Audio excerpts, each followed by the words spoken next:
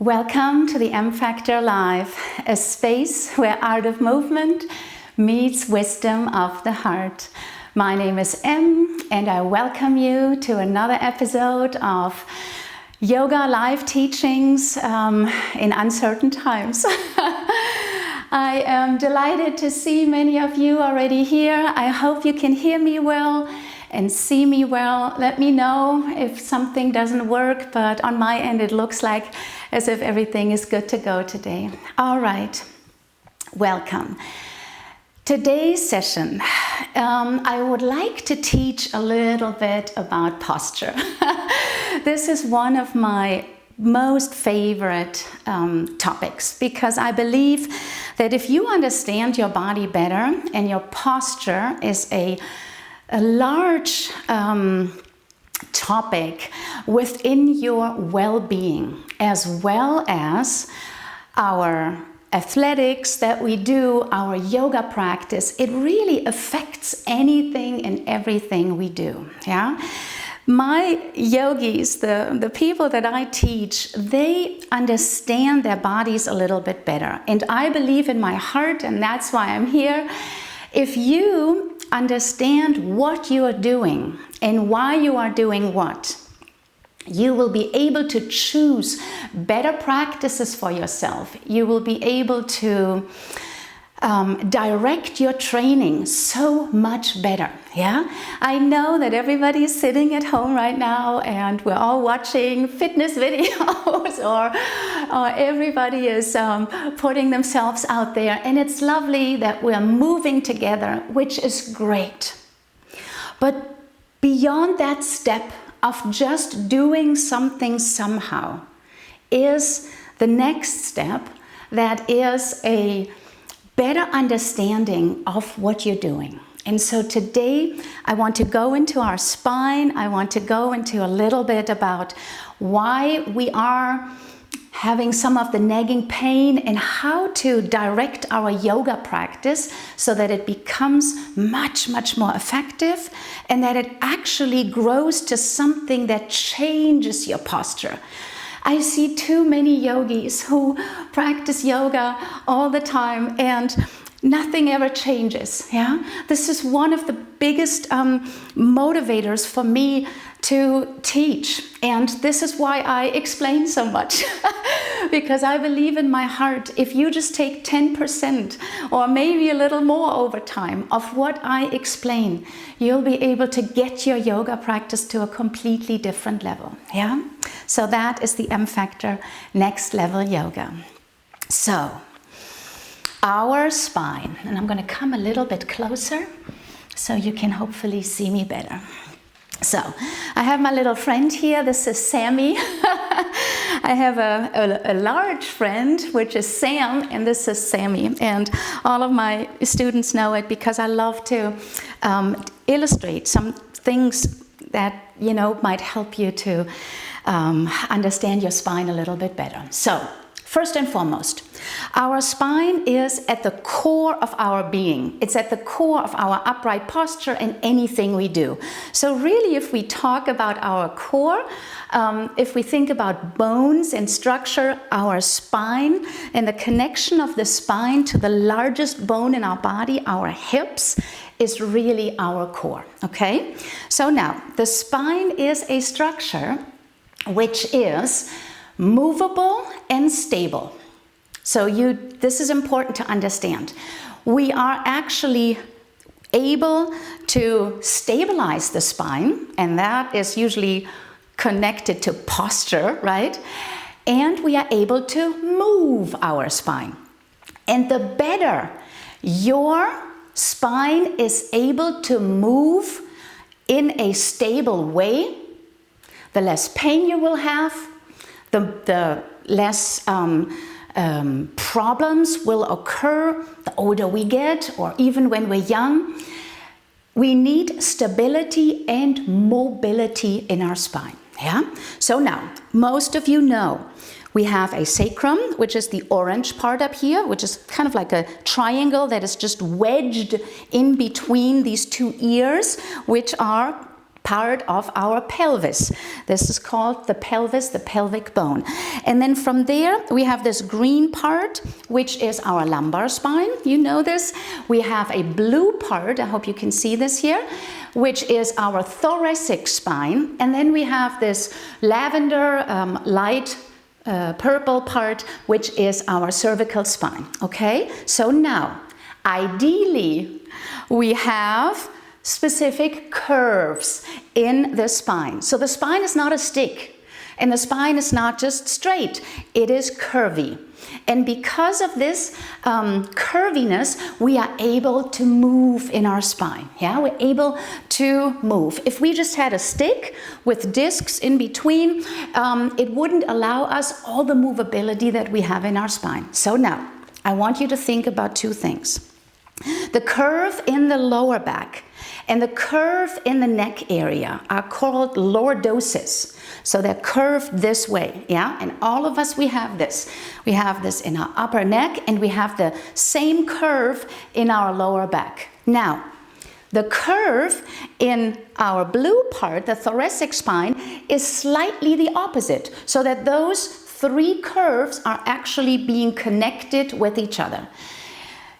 It used to be in movement science that this was called a double S curve. Yeah, so we have here, S here, and then the sacrum was also part of the S curve. There are newer teachings now and newer research that actually talk about a J spine, where actually the whole upper part is a little bit more extended, and then we have that lower part, which is our sacrum, that kind of like lifts up. I don't want to go into detail. If you ever hear this, the J curve in the spine, that's a newer understanding of our spine, and it's good you keep reading that. All right, so now, the parts in our spine that are the most movable are the blue part here, the thoracic spine.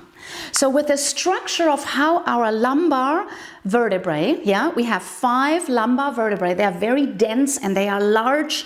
They have a big body and they are very dense because they are in the center of our gravitational field. They have to hold a lot. So this is here. The upper part, our neck, we have 7 cervical vertebrae, and they are very thin, and you can see this, yeah? They are small, and they are actually very vulnerable, and you can see this. They have spinal movement to the back and to the front, and a little bit to the side, so sideways this way, and a little bit turning. This is called rotation around. And that's really what the spine can do. The spine can bend backwards. The spine can bend forward. The spine can bend sideways. And the spine can rotate to one side. Oops, let me get the femur bone, the hip square. We can bend to the right side, and we can rotate to the other side, okay? Those are the main movement directions of the spine. Front, back, side, twist, and twist. Every other movement is a combination of all these movements, yeah? So in yoga, we practice a lot of these things. We practice back bends, we practice forward folds, we practice side bends, we practice twists and rotations. So a lot of what we do in yoga absolutely helps us to create mobility in the spine. So remember I said that the part of the spine that is the most movable, theoretically, in a healthy spine is the thoracic part of the spine, this blue part. So this should theoretically be the part that can move, that can twist, that can bend to the side. You see, when I bend to the side, I can bend a tiny little bit in this lumbar area, but not much. And I can certainly not twist in this lumbar area a lot because I have joints left and right that actually do not allow a lot of twisting. So think about it. The most movable part is the thoracic spine. And now think about our posture. Our posture that is, for most of us, just like this. So, here we go. So the curve that we have in this thoracic spine is this. Okay? So it's this collapsed rib cage there's a collapsed rib cage, and my shoulders are leaning forward. And as a result of my shoulders, my rib cage, and my thoracic spine leaning forward, look where my head has to go. My head goes forward, okay? So that's like a typical posture. And I know you're looking at me right now and you're saying, oh no, this is not me. I don't have that posture. I know. I would love for you to ask one of your loved ones at home to make a photo of you when you don't know that you're being photographed, or a video would be even better. And I know this, kind of like hurts our ego a little bit because we don't feel good about, seeing these things. But I want to tell you one thing. If you see this, and if you start to get an awareness of how you are actually holding yourself all day long, it will change everything in your perception, and you will start to want to pay attention to this. Yeah? This is very, very important. I think one of the reasons why we don't think about our posture is because we have no awareness of how bad it actually is, and how most of us are actually sitting like this. Yeah? And I don't know how to explain it, to highlight it in a really important way. This is important. And I want you to start looking at your own posture. The biggest culprit that most of us have is, if our spine, because of many years of not holding myself upright, if my spine is right now here, this is called already a deformation. And I promise you, I know a lot of people over 40 or even over 30 and even young kids who have this crunched posture. And they don't feel anything for it until the pain comes. And now think about it.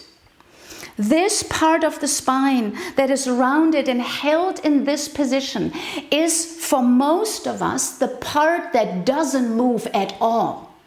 And so guess what happens? This blue part, the thoracic spine, which should be the most mobile part of my spine, is not moving. So guess where the body is trying to get movements from? From your neck and from your lower back, which shouldn't be the parts that are moving the most. But because this is tight and tense, contracted and deformed already, our body is looking at other places. And think about it now, isn't that the place where most of us have back pain?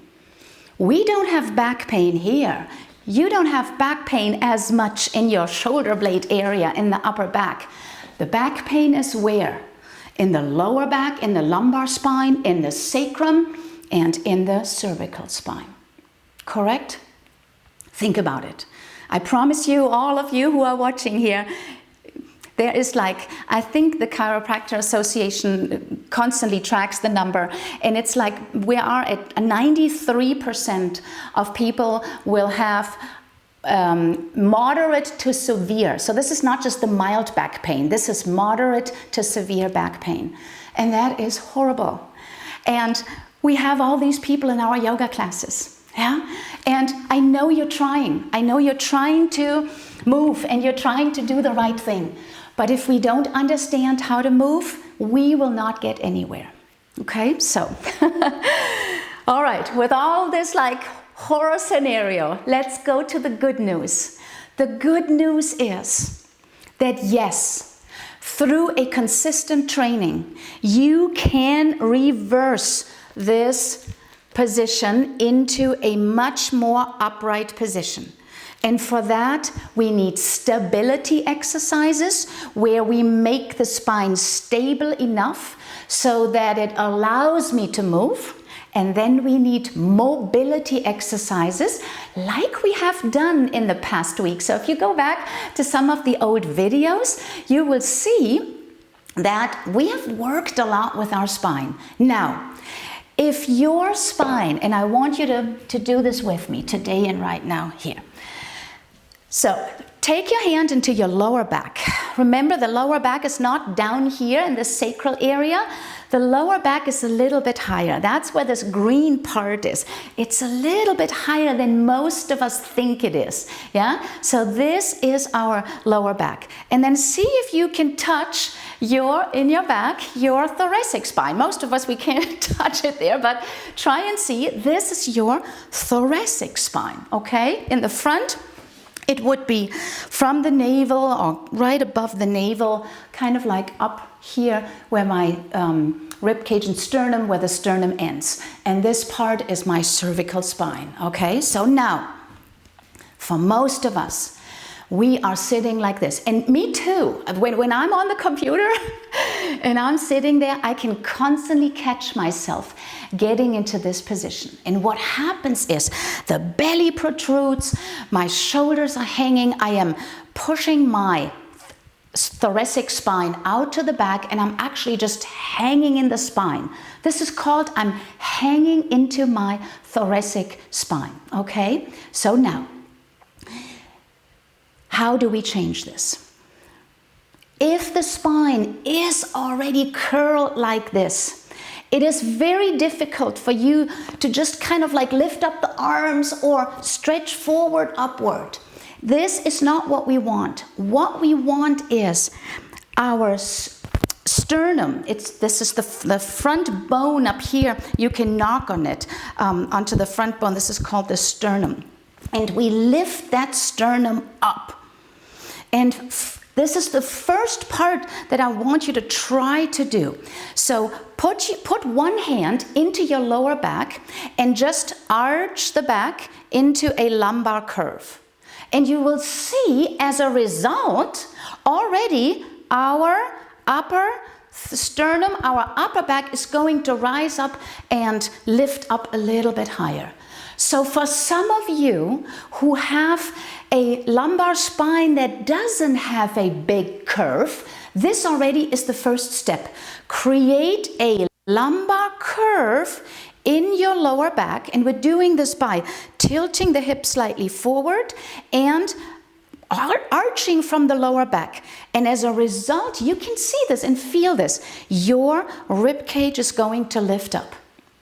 So this is for everyone who doesn't have a lot of lumbar curve. But then we have another large group of people who actually have an accentuated lumbar curve just naturally. So if I tell you now to do the same thing, it's not going to get you anywhere because you already have that curve. So for everyone who knows you have already quite a bit of a curve up there, what I want you to do is, I almost want you to flatten the curve a little bit in the lower part. I want you to take this sacral part here and actually let it flatten down a little bit. This is called sometimes tucking under, yeah? So, only for the people who have a good lumbar curve already.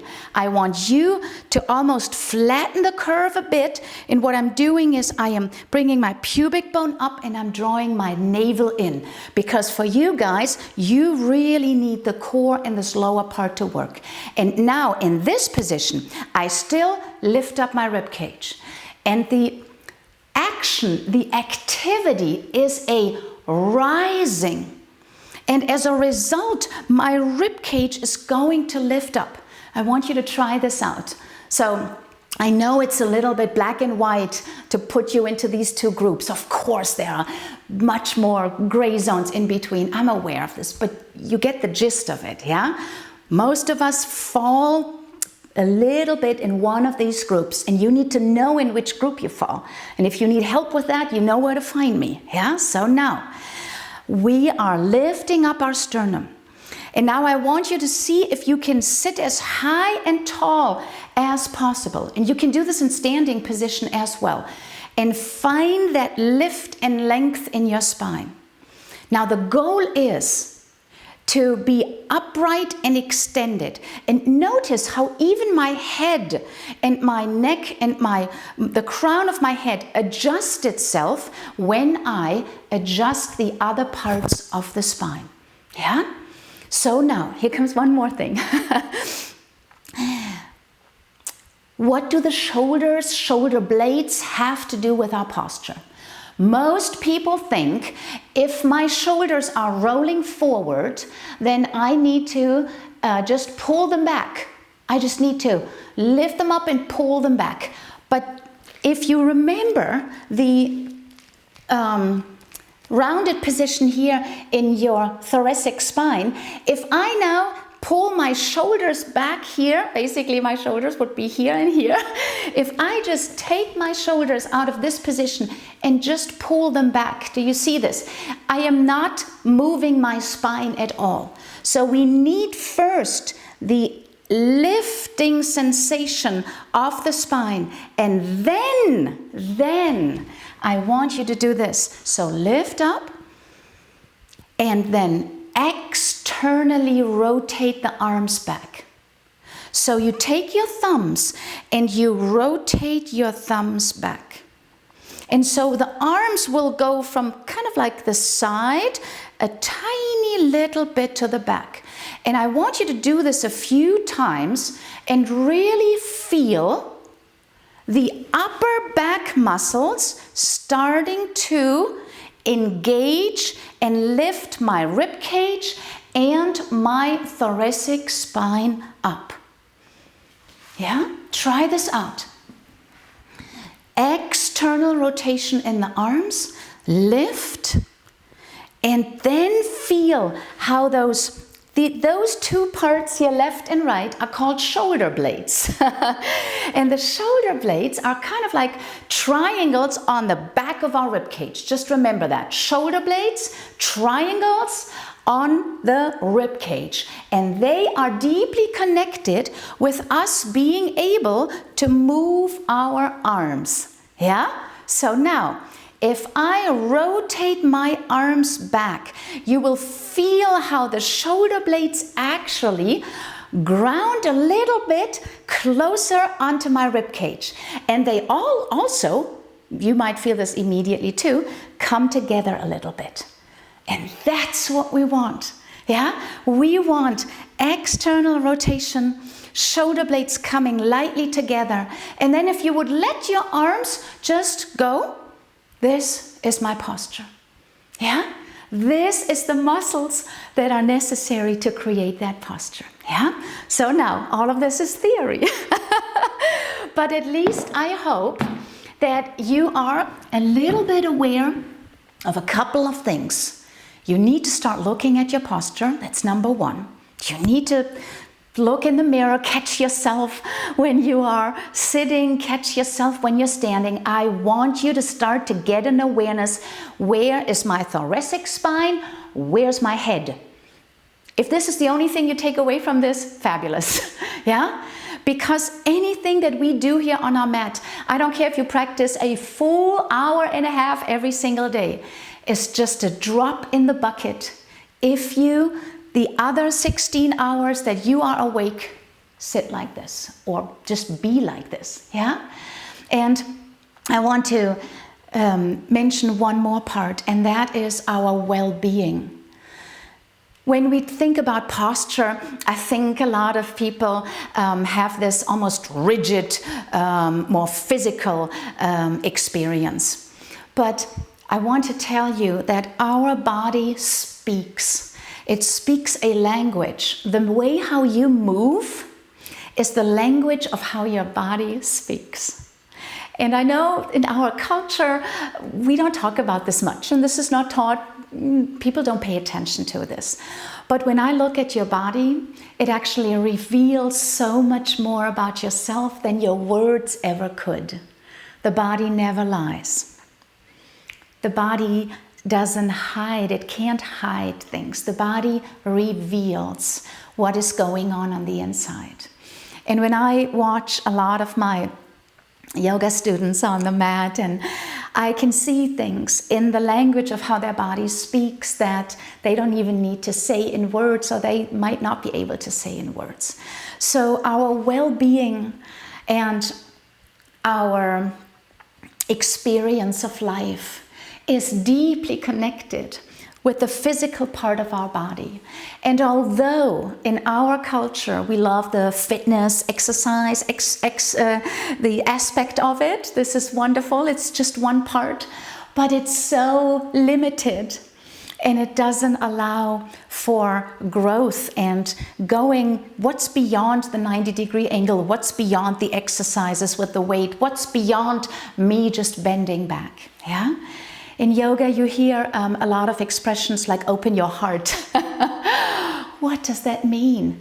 How are you able to open your heart if this is the posture that you're walking around with 90% of your life? And then maybe 1 hour a day, you're trying to get to a different place, yeah? So my wish for all of you today, before I want to do a couple of exercises, is for you to see the importance of your posture, to start understanding and assessing, where am I? Is some of the pain that I'm going through connected to this?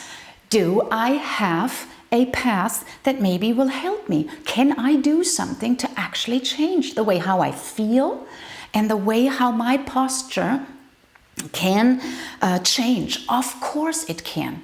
But here I am to tell you immediately, this is not a quick fix. This is not, hey Em, give me the 3 exercises for my posture. No, it's not going to be like this. And everybody who tells you this, and you will try it out, I promise you 99% of the time this fails. That's the reason why we have more people in pain and more people who show exercises. Something is not adding up. And a lot of times what is not adding up is that we are not understanding that we're really not doing the exercise right. So somebody can do this exercise. I can do this here on my mat all day long. But if you don't get this into your body, if you don't reach that point where you're actually reaching those parts that this exercise wants from you, we're not going anywhere. And this is why we see all these people with nagging pain, and from 40 on, it's like painkillers and injections and visits to the chiropractor and the orthopedic are the lay of the land. This is what everybody does. And it's almost like we're accepting it. It's part of just getting older. This is it. My body is just, I'm over 40, I'm over 50, I'm over 60, and that's it. But it doesn't have to be this way. Yeah? It doesn't have to. I have lots of people around me who have gotten out of this pain. But this path is not a quick fix. And if you ask me, run away from everybody who's going to tell you these 3 exercises are going to sustain long-term change in your body.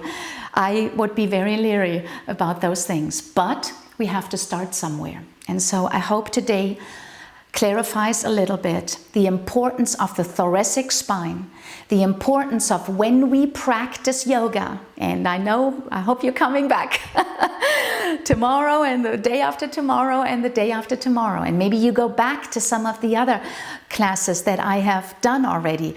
And I want you to take that knowledge of my thoracic spine and my extension into the practice. So from now on, there's going to be a bright path, a light path of understanding. I need my thoracic spine to move, and I need it to lift up in seated position in other postures. Yeah? Okay, so just a couple of examples. So let's do this together. Come onto our mat, and we come onto all fours, please. So, do you remember we did cat and cow? So with this new knowledge right now about our thoracic spine, I want you to see if you can come into a different version of cow that actually lengthens and extends the thoracic spine. So remember I said this already in the other class. Now you know why. Remember I said don't focus on the lower back specifically because this is already arched in that way. We don't need more flexion in this lower part. What I want you to do is don't go deep in the lower back, but try and see if you can extend your chest forward, upward. And you will see that this is not a super deep bend. Because remember, people, we're coming from this position. And what we're doing right now is we're trying to lengthen this a little bit. So we're coming from here. This is our normal spine. And we are trying to lift this up. So there's not going to be a lot of movement. But I promise you, you will feel it. You will really feel this in the shoulder blade area. Good. So slowly. See if you can extend this. Wonderful. Then go into cat for just one moment.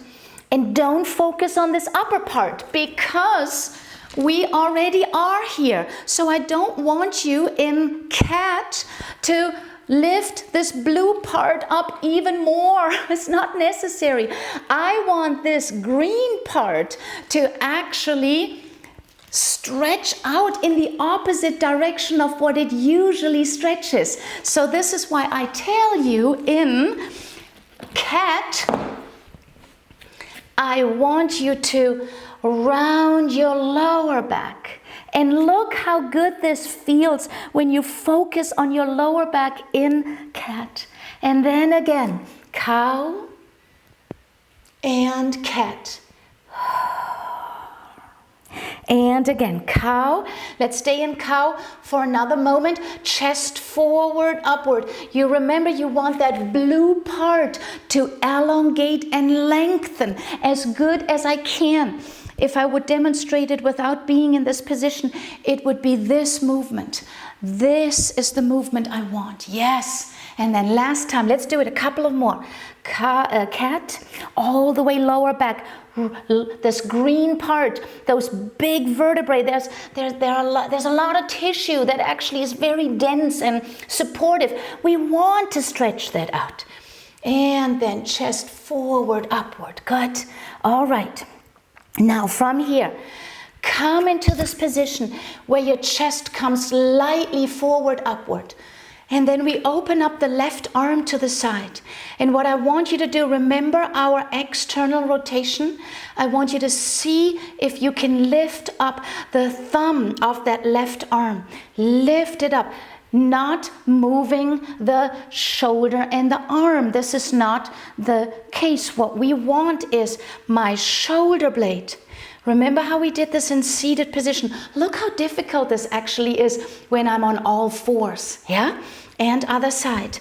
Right arm lifts up. And I am rotating my thumb up. And I want you to feel this right here in the right shoulder blade.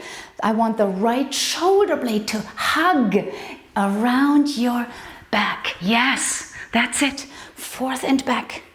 Couple of more. Good. Stay up tall and long and release back down. Do you see how much work that is? Yeah?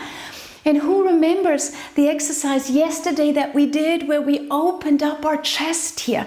Do this here right now and see if you can first elongate the upper back. Inhale, open up and exhale and hug in. Let's do this again. Inhale and exhale. Remember, keep going, you keep going. We want this blue part, the thoracic spine, to lift and open up. This is the movable part. We need to get that mobility back there, yeah? Again, inhale, lift, chest forward, upward. Feel your shoulder blades in the back. And slowly release back down. Yeah, shake the arms out. One more example. Cobra on the floor. Yeah, come onto your belly.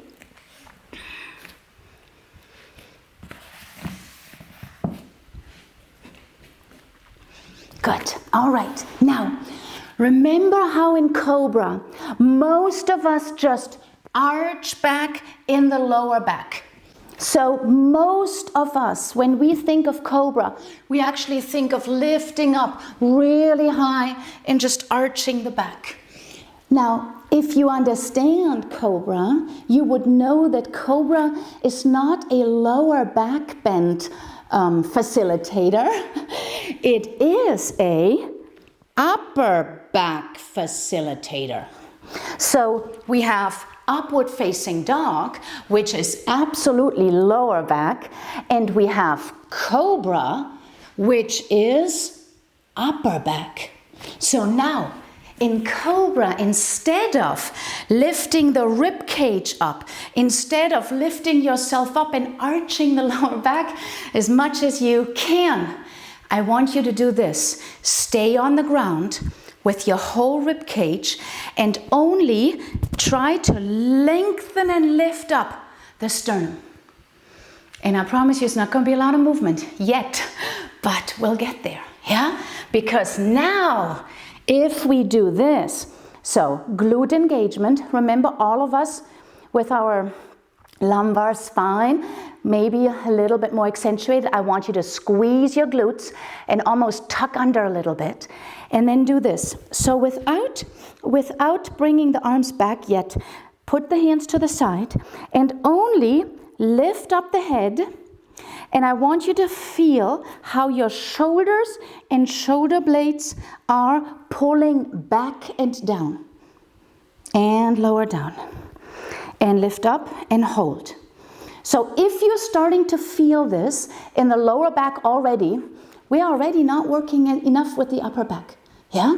So now, to feel this a little bit more, we take our hands to the side of our chest and lower the hands just a little bit. So here's kind of like my chest, I'm lowering it down a little bit.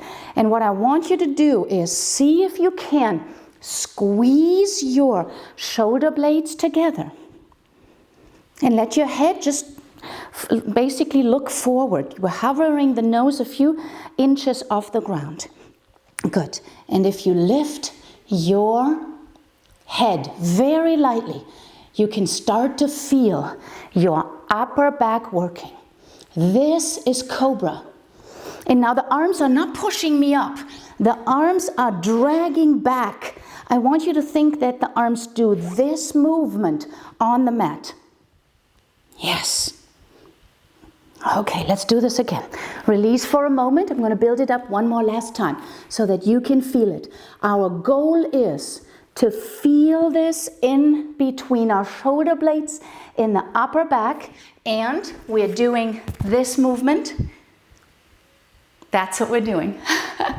That's what we're doing. Yeah, and it's, if you figure this out, your whole yoga practice is going to change. Yeah, one more time. Here we go. Ready? Hands to the side of your chest, a little bit lower. Squeeze your elbows back and down, and lightly, rib cage stays always on the ground. Do not lift it up yet. And what I want you to do is chest forward, upward, and release down. Chest forward, upward, hold, and release down. Chest forward, upward, hold. Good. Squeeze your glutes together. Feet firmly on the ground. And again, forward, upward. And release. Relax your arms. Relax your head. We're going to do this one more time. If you feel this in your lower back, it means that you are already lifting too high. I don't want the muscles of the lower back to actually do 90% of the work. I want the upper muscles to do the work because we want the upper back to allow our spine over time to get back into a better place. So that when you sit upright and when you twist, when you do anything with your spine, we are capable of doing this. That's where we're going, yeah? And this is a good goal to have because this is a good place to be in the body, yeah? One more, very last time. Deep breath, legs extend, a tiny bit of a glute engagement, tilt and tuck your bottom under. However, the hips and the legs, everything stays on the ground. Hands to the side of the chest, squeeze your shoulder blades together. And already this position gives me a good sense of my upper back muscles. And I'm not doing this, yeah? This is another thing that a lot of people do. Lift up the shoulders to the head. We want this down. Your neck always needs to be free. The neck can never be crunched up. Yeah, we see this a lot too in yoga. All right, last time for today, and then we're done. Ready? Inhale. Exhale. Inhale. Chest goes forward, upward. I am trying to lengthen my thoracic spine. The blue part on Sammy. Exhale. Good. Keep going. Come with me. Inhale. Exhale. Again. 4. Exhale. 5. Hold the 5. Hold the 5. Extend your arms. Let's do our rotation. Rotate the thumbs up. 1. And 2. Extend the arms. Good. And 3. Chest forward, upward. 4. Keep breathing. 5. And if it's getting tired now, you know that we have just a little bit of work ahead of us. Yeah? Slowly release back down and relax. And feel your upper thoracic spine for just a moment. Yeah? I have a feeling that everybody should be able to do this. Yeah, I don't think a lot of you will not be able to do this. I think no matter what's going on, these movements and strengthening and creating mobility, there's so much more. This is just a small little glimpse of what I am practicing with my yogis, yeah? This is the foundation, the understanding. And then we have so many exercises and we have to build them up. We cannot go to this exercise when we're not able to master this movement here. And that way you have progression, and progression feels right and it feels good. It feels like you are getting somewhere. And if your yoga practice gives you that feeling that you're getting somewhere, nobody will have to pull you onto your mat. You will be able to, you can't wait to get onto your mat and keep practicing, yeah? All right, let's lay on our back very quickly for just one moment. Okay, feel your back. Open the arms out to the side. Have your feet on the ground. And feel your spine. Some of you should I'm almost sweating because I'm working with my muscles. Yeah, you should feel the warmth in the body, and you should really feel almost this glowing feeling in the upper back that we're now connecting to the ground. All right, now let the shoulders, let your head, let your neck extend, and feel where you are today. Yeah, are you still in that position where you're rounded? That's a clear sign that, we need to work on it. But over time, people, this is going to be where we're arriving after our practice. And that's a place of freedom. That's a place of empowerment, that you actually have the power to do something for yourself. Yeah, this is one of the biggest reasons why people give up in fitness all the time, right? They start and 3 weeks later things get hard and then they stop. Yeah, but we need to get through that time. And I am here to help you until you can fly alone. And then the rest is just almost like a beautiful feedback here and there. And 1 year after the next, you look back and you can see how much you have grown. Yeah? Physically, emotionally, mentally, in our spirit, and also in our way how we sense our body. This has an effect on sensuality and how we feel as a woman or as a man. So there are many things that grow from there, but we have to start somewhere. And this is the way to start. And I hope this was informative and gave you a glimpse of there's so much beauty to learn from in yoga. All right, we roll out to the right side. Take a deep breath in. I wish you a beautiful rest of the day. I always forget to say it, so here comes my little spiel. Please leave me comments, and you need to like it if you liked it.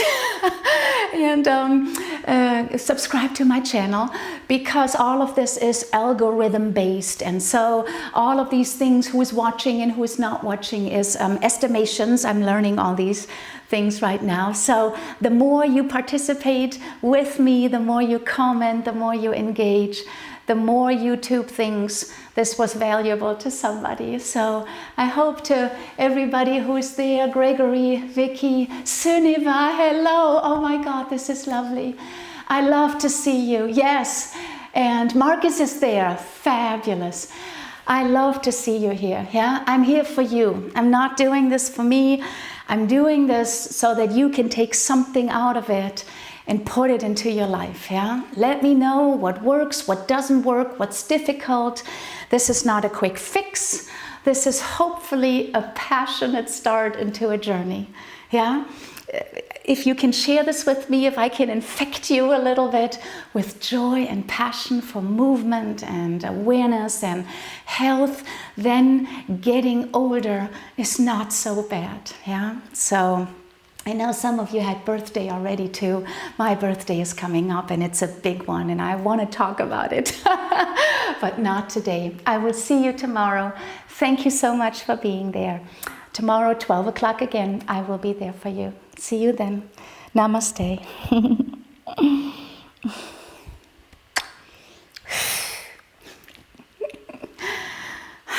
Good.